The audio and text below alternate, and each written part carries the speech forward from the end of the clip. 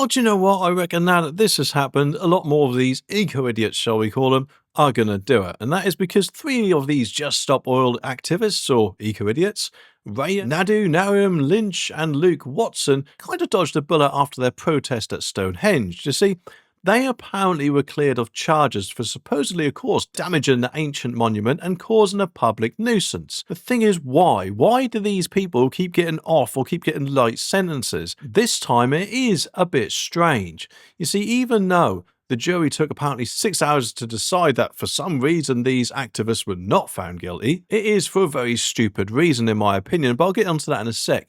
For anyone who doesn't know, this all happened just before last summer, and these three nincompoops, in my opinion, were on their crusade about going against harmful fumes or whatever else, decided to make a statement at Stonehenge. Not exactly the best place to do it, I'm sure you'll agree.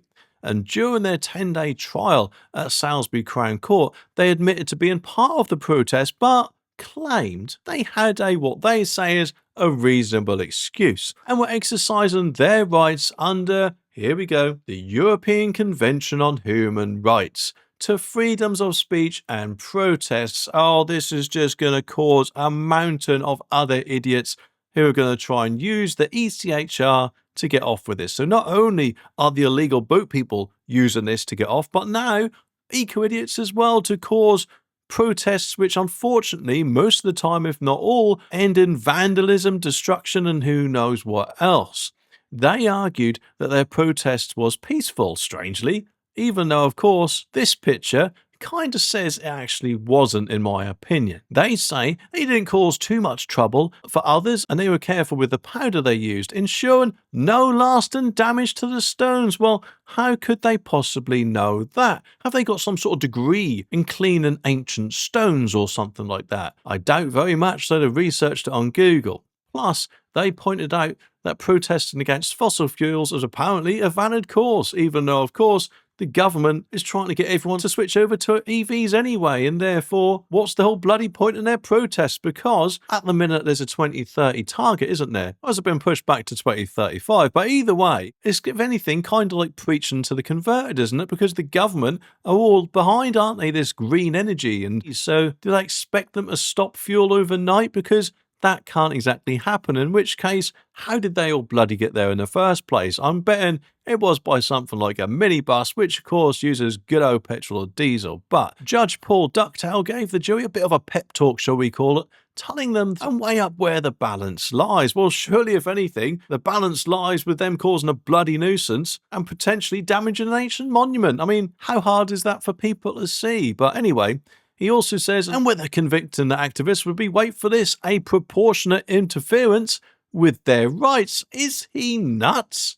Can you imagine them saying it to murderers or rapists or whatever else? I mean, who knows? Could we be in a situation where you only actually end up in prison for the very, very serious crimes, and the other criminals are just walking the streets ready to do it all again? It's just absolutely mental, isn't it? He also reminded everyone that we live in a free society where everyone's entitled to express their opinions, even if we don't agree with them. Yes, that is true, but surely that doesn't extend to causing potential damage or disruption, surely, eh? But he also mentioned that if people disagree with the government's actions, they're allowed to protest.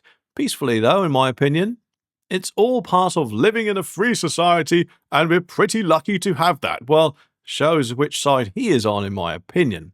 Mr. Nadu from Birmingham and Miss Lynch from Bedford were accused of using 2 colour blasters filled with cornflour, talcum powder, and orange dye to spray the World Heritage Site. And Mr. Watson from Essex was the one who brought the gear and drove them to the Stonehenge site on the morning of June the 19th, 2024. And after 6 hours of deliberation, the jury found Nadu, Lynch and Watson not guilty of both charges.